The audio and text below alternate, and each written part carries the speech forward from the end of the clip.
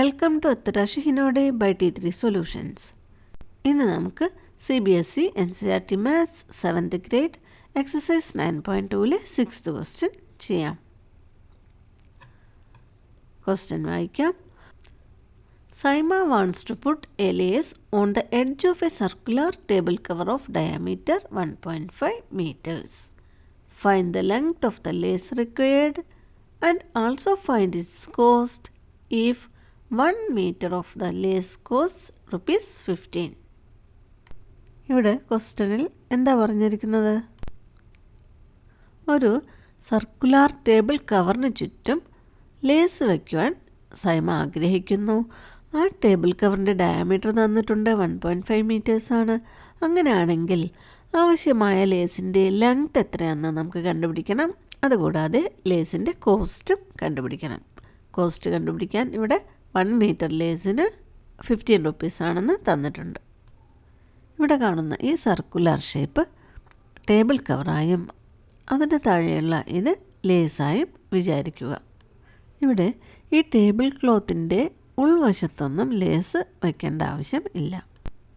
Lace വയ്ക്കേണ്ടത് table കവറിന് ചുറ്റുമാണ്, ഇതുപോലെ.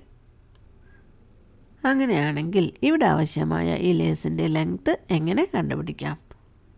ഈ എക്സസൈസിലെ 4th ക്വസ്റ്റ്യൻ ചെയ്തത് ഓർമ്മയുണ്ടോ?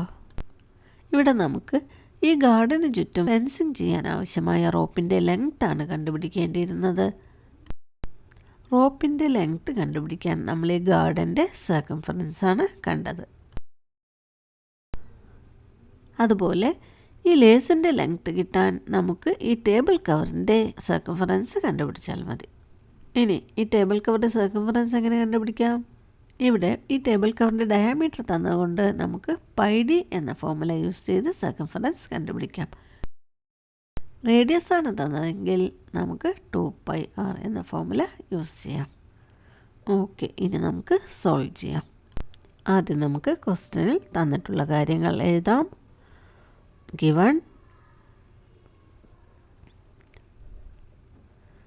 Diameter of the table cover equal to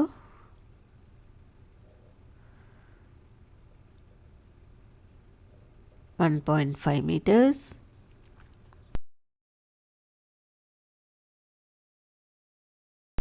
ഇനി according to the question,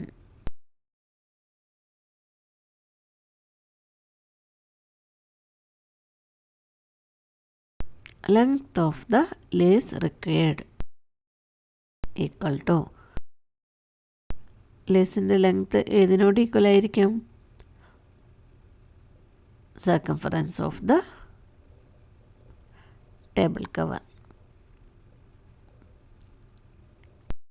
that is equal to formula എന്താ? ഫോർമുല πd അല്ലെങ്കിൽ π ഇൻറ്റു d.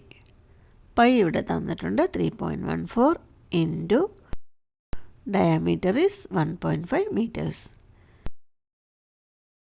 ഇനി നമുക്കിത് മൾട്ടിപ്ലൈ ചെയ്യണം. ഇത് നമുക്ക് ഡെസിമൽ ഇല്ലാതെയും എഴുതാം. 314 into 15, 5 4s are 20, 5 1s are 5, 5 plus 2 7, 5 3s are 15, 4 1 3, adding 0 1 7 4. ഇനി ഡെസിമൽ മാർക്ക് ചെയ്യാൻ 3.14 ഡെസിമലിന് ശേഷം 2 ഡിജിറ്റ്സ് ഉണ്ട്. 1.5 ഡെസിമലിന് ശേഷം 1 ഡിജിറ്റ്. അപ്പോൾ total 3 digits. From the right most digit count 1 2 3. Decimal 4നും 7നും ഇടയിലായിട്ട് വരും. That is 3.14 into 1.5 that is equal to 4.71 meters. അപ്പോൾ ഇതാണ് ഈ ലേസിൻ്റെ ലെങ്ത്ത്. അടുത്ത നമുക്ക് ലേസിൻ്റെ കോസ്റ്റാണ് കണ്ടുപിടിക്കേണ്ടത്. അതിന് ഇവിടെ 1 മീറ്റർ ലേസിന് ₹15 ആണെന്ന് തന്നിട്ടുണ്ട്. അപ്പോൾ നമുക്ക് എഴുതാം cost of the lace per metre or for 1 metre